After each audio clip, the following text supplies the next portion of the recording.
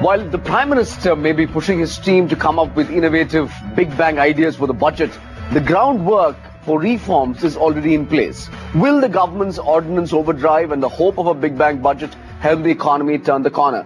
To discuss this and much more, I am joined by Rama Bijapurkar, well-known consumer economy expert and author. Member of Parliament Rajiv Chandrasekhar will join us in just a bit.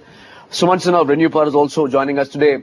Many thanks indeed for joining us, all of you. Rama, let me begin this conversation with you. You know, we're talking at a time when the global environment is looking rather benign. Oil prices have collapsed and so on. And we've seen this government take steady yet significant steps. Has this met your expectations? Yeah, I'm much happier with a lot of small moves across the board because I think that's how India functions. There are so many cylinders that, you know, if you fire every one of them, we're in better shape than two big bang things that help the corporate sector, large corporate sector, and doesn't really sort of do very much more. So I'm actually quite happy with the steady movement. I'm also very happy with the fact that we're addressing societal issues for the first time. So hopefully in the longer term, we will actually have more stability. So yes, and I look forward to more across the board. You know, there are I think the consumers are waiting to spend. If you're waiting for consumer spending to revive, a little bit of good news, a little bit of sentiment improvement, which basically means that tomorrow is not going to be bad. Let me spend today. The top 20% of India, who in any case drive India's consumer economy, will start spending again. So I don't think it's such a difficult task. I think it just needs a lot of things across the board for a lot of people. So big companies, small companies, a focus only on big companies would be a bad idea because they actually don't drive as much of the economy or the employment as they think they do. As they like to believe, yeah. Yes. Sumant, you know, a similar question. We've seen a turnaround in sentiment very clearly in the past 7 months since the new government has taken over.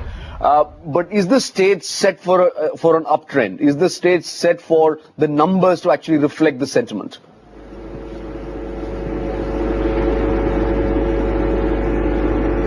I think so, Harsha, but I think it will take a little bit more time. You know, the problems that this government is dealing with are fairly intractable. I mean, just the issue of fixing the financial sector with all the public sector banks and the NPAs, that itself will take some time to set right. And I think what they're doing with respect to trying to give more independence to banks, trying to make sure decision making is at the level of the banks, trying to make sure that simple things like appointments are done in a slightly more unbiased manner. You know, those things will take time to play themselves out. But I think ultimately it will lead to a fixing of the financial sector, which then has fairly wide ramifications. And I say the financial sector only because it's fairly broad-based and is one of those kinds of things that need to be fixed before, in fact, we can build the foundation for further growth. So I think if I look at it in some senses over the last 7-8 months, the government has really been working on just trying to get the foundation right. I think the platform is just getting built. I think on top of this, they have to create a superstructure of more reforms, more opening up of the economy, giving more traction to business, and trying to do it in a way that creates jobs. And I think this whole Make in India campaign, which is starting to get some legs underneath it, is perhaps really positive in that direction. And I think that job creation ultimately will lead to money in consumers' pockets that Rama was talking about, which will then hopefully allow them to spend and then get us to the next virtuous cycle of faster growth. So I think the government has built the foundation for that, and now the important work of layering on top of that comes into play. Sumant, just one quick follow-up on that. You know, we've seen the government move on, take the ordinance route to push through important ones like land acquisition, coal auction, insurance, and so on. Is there any other low-hanging fruit to your mind that the government can move on quickly, and something that's been long-standing that corporate India has been asking for?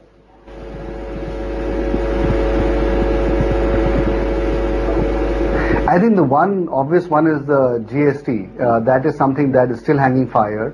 I think that is something that needs to be introduced and passed fairly soon. I don't think that it can go through the ordinance process because it has to ultimately get done and ratified at the state level as well. So and that's clearly one important issue that they have to fix. The other things that they have to fix are basically they have to get the fiscal deficit math right. They're working in that direction by not lowering petrol prices and diesel prices. So they're heading in the right direction on that. Of course, they've got the wind on their backs given where oil prices have got to. So that is a huge big benefit that we've got as a country, and hopefully that gives the government some leeway to move forward on the macroeconomic front as well. Rama, when you talk to corporates, what's the sense that you're getting? Is all of this rhetoric translating into reality? I mean, at the end of the day, this has to be about corporate earnings, right? Do you see that sort of bouncing back soon, perhaps later in this calendar year or perhaps next? I think corporate India has been on an investment strike for a long time. And it's not that there is no opportunity to invest. I think they just decided that they were going to invest overseas, except that that's now unwinding with, the exchange rates going the way they are. Sure. So I think corporate India is just sitting down and saying, show me how much you love me and I will start investing again. And of course, there are real issues like interest rates and so on and so forth. But I think, fortunately or unfortunately, when the real street and when the real market and the real world and the stock market are at divergence, your market cap is like still all right, thank you very much, whether you're doing a little or whether you're doing a lot. Sure. So I think what we have is actually a lot of suppressed energy. It's a little bit like a pressure cooker ready to let off steam. So I think we just need just a little more stoking of it. So corporates are just waiting and watching. I think they were depressed earlier. Now I'm not seeing that depression. It's now that I realize how depressed corporates were. I mean, I think in most boardrooms we were reasonably depressed about just continuing business, not knowing where the direction was. Now people are saying we've seen all the symbols, let's wait for the substance. Sure. But I think if they see a little more symbols, I think that will still be okay too, because I think they're ready, willing and waiting to invest. And I think consumer demand in India also exists. So you will invest for India, you will make in India for India if China doesn't get there ahead of us. Interesting point. Yeah, Sumant, Rama calls this an investment strike, and that's a critical factor that the economy has faced. Corporate India has just not been spending. There's been no fresh capex. I was looking at some latest CMI data that says there's some semblance of investments coming back. Are you seeing any evidence of it? And what can be the tipping point that can, loosen the strings of corporate purses?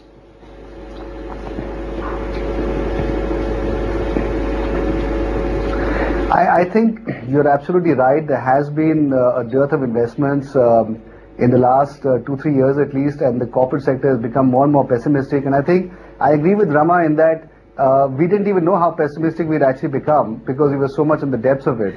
And I think it's only now that we've started the long climb back that we're beginning to realize how low we've actually sunk.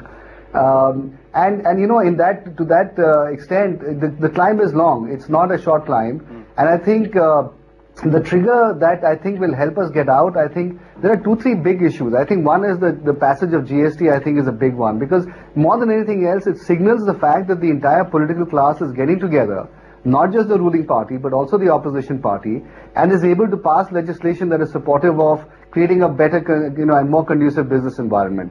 I think that is, in some senses, a trigger point, therefore. The second trigger point I would point to is really the whole issue of interest rate reductions. The RBI has been sitting on it, waiting basically for inflation to come down. Inflation has come down quite dramatically.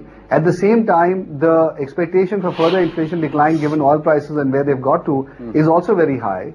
And yet the RBI has not moved on that. And I think that is one of the big reasons as to why, in fact, people are still not very satisfied. So I think the RBI has to move and start, clearly reducing interest rates and give everybody the absolute sense that we're now in an era of reducing interest rates. And that will then be good for consumer spending. It'll be good for the investment cycle. And that is how growth is ultimately going to pick up. So I think that those two are, in some senses, to my mind, the trigger point. The third really would be the budget. And I think as long as they don't make any mistakes in the budget, as long as they basically are able to just carry on what they've started at this point in time, continue to lower fiscal deficit, continue to get the macro right, continue to decrease government borrowings, I think to that extent, that's obviously another very important aspect. And I think this budget is something that people are really waiting for to see what the government does. Sure. Are they able to announce any overarching themes? Are they able to, create some new sort of elements of growth? Are they able to come out with some economic philosophy that is new? Sure. For example, privatizing public sector banks, privatizing some of the public sector companies, anything of that nature could be something that then really sets the cat among the pigeons as far as future growth is concerned. All right, on that note, I'm going to take a break. When we come back, I want to focus specifically on the budget. Why is this budget significant? What are the expectations? We're going to be joined by Rajiv Chandrasekhar as well on this conversation on the other side. Back in Business 2 Minutes.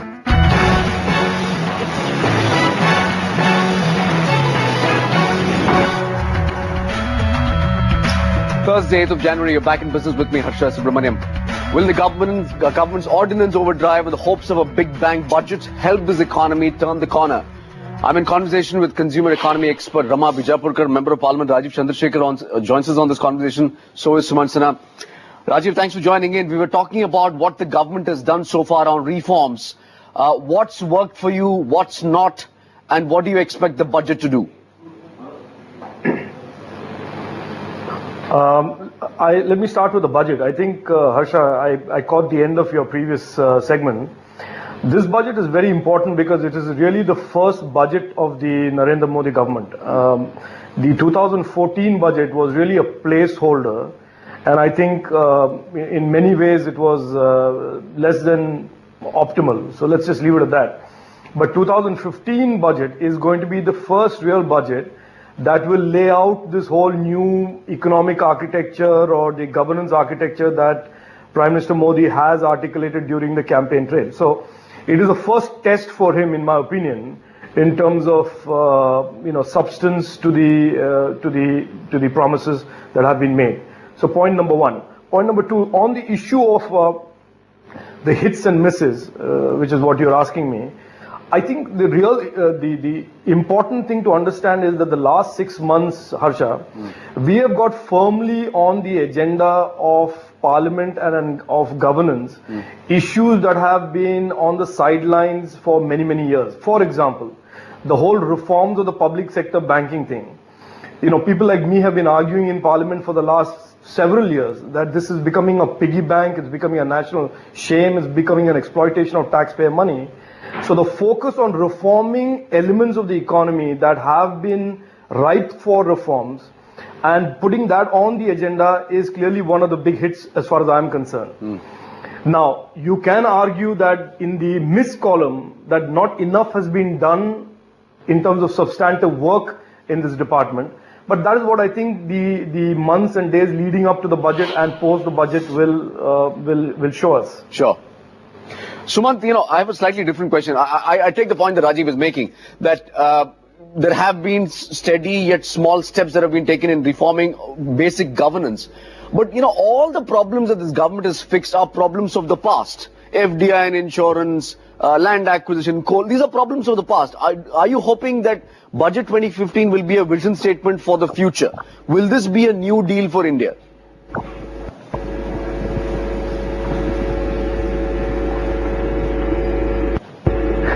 Harsha, somehow I doubt it. I think that this government probably will carry on with the kind of steps that they've been taking, which is fixing one sector after the other. For example, they've got now a fairly reformist Minister of Railways. That's a huge, big area of the Indian economy that I think we haven't heard anything about yet, but we'll probably start hearing things about that sector as well fairly soon. We've fixed defense procurement with Manohar Parrikar there. As Rajiv said, we are fixing the banking sector. We are fixing the coal sector. So I think this government possibly believes in just fixing sector after sector and just expecting that the different pieces will make a whole and will lead to faster growth on a sectoral basis.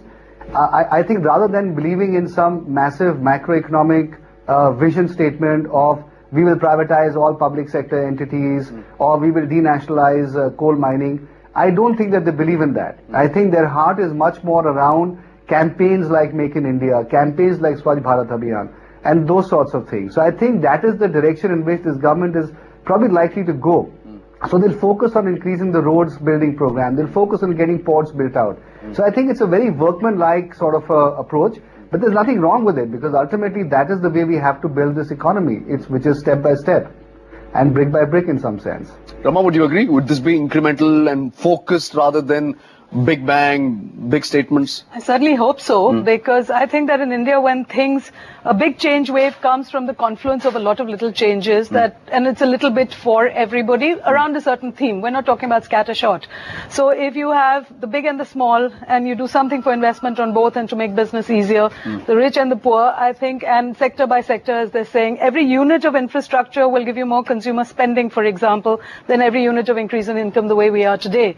So I think a whole lot lot of small moves that come together like an orchestra score is what I'm banking on. I would be very nervous indeed if there were two big bang things for the corporate sector, which employs a very small proportion of people and actually only serves a very small proportion of people as well for the big corporate sector. So I completely agree with Sumant on that. I want to, Rajiv, Sumant was talking earlier about GST. This has been, to my mind, one miss. The fact of the matter is we've been waiting for this piece of taxation reform for a long time now. Everyone agrees that this is going to have a huge impact on the economy. Do you think 2016 is realistic? Can this government pull it off? I think so. I think there is a fair degree of confidence in the government and the finance minister that there is a deal on the table for GST. But my worry would be that while the GST would be agreed to and we would create the One India market, whether the terms of the GST, whether the GST itself will be too high, the number, if it's going to exceed 20-25%, then you're creating essentially an large pan-Indian market, which is a good thing, and but paying a very high cost for that reform, at least in the short term. So the issue will now move from whether there will be GST to what the actual quants on the GST will be, and will that make things simpler but more expensive. One last round of questioning to the entire panel, and perhaps Sumant, I'll start with you. We've seen the stock markets in a sense factor in a lot of what we are talking about, in perhaps 12 or 24 months forward. And we've seen about $16 billion of foreign money come into equities in 2014, a fair chunk of money coming in on the debt market as well. Do you think this capital flow is likely to continue, both on portfolio side and a foreign direct investment side? Or are foreigners buying the story that we are going to see the government bridge that gap from just rhetoric to reality?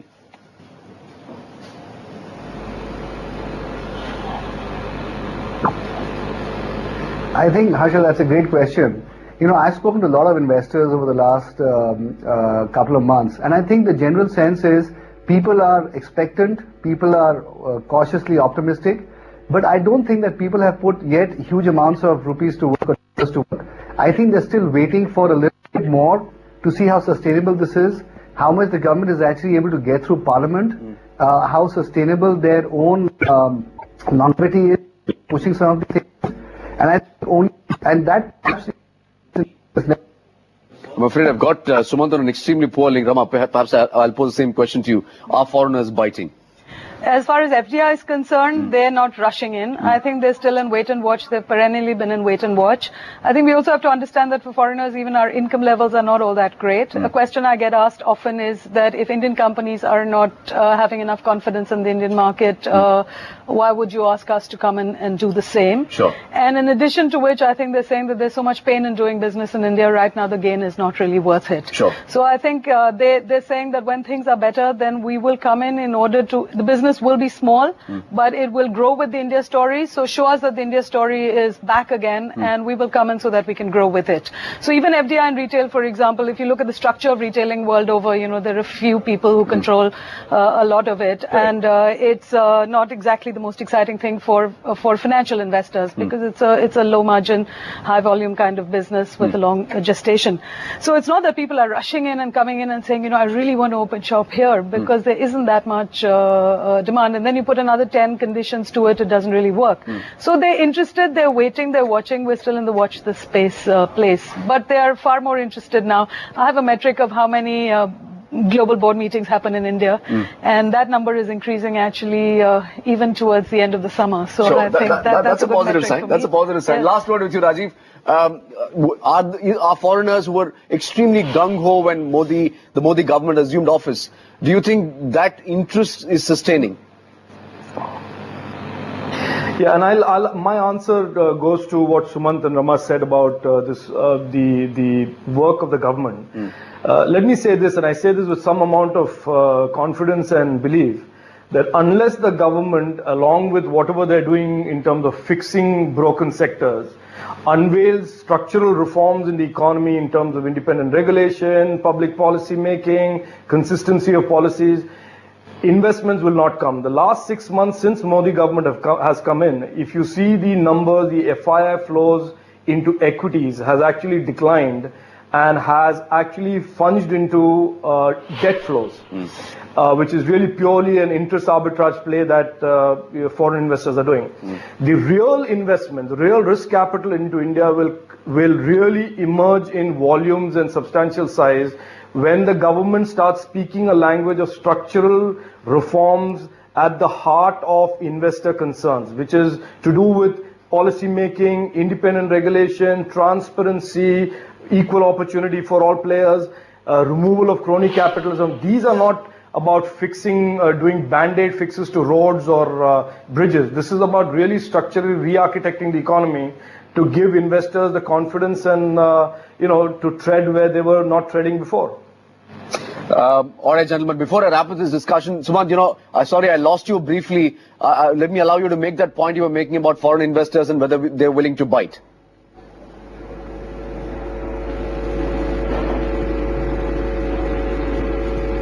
Yeah, I think it's going to take a little bit of time. I think people are still going to wait to see how the government's reform program, as Rajiv was saying, unveils itself. And I think the second thing we should also be mindful of is that the world itself is a very unstable place right now.